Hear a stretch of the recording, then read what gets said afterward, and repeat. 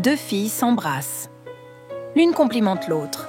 La fille aux cheveux courts annonce à la seconde fille aux cheveux longs qu'elle l'a choisie pour être sa reine.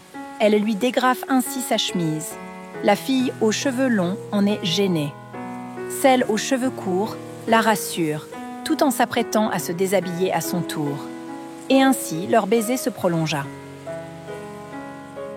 Une fille aux cheveux roses se réveille dans un lit. Elle semble ne pas savoir où elle se trouve. Elle ne reconnaît en effet pas sa chambre.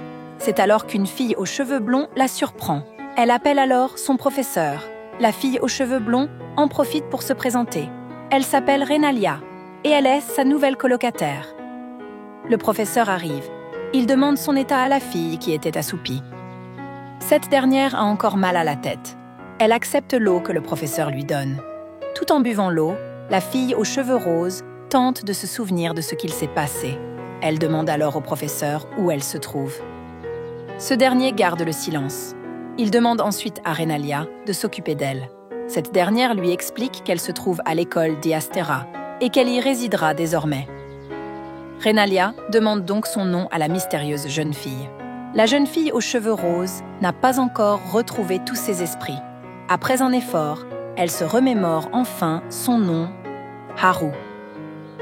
Après avoir fait officiellement connaissance, Renalia emmène donc Haru à la cantine.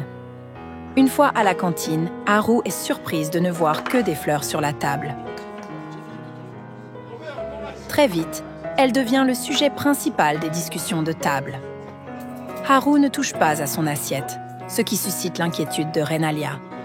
Haru, dans ses pensées, cherche à comprendre pourquoi elle a du mal à se souvenir.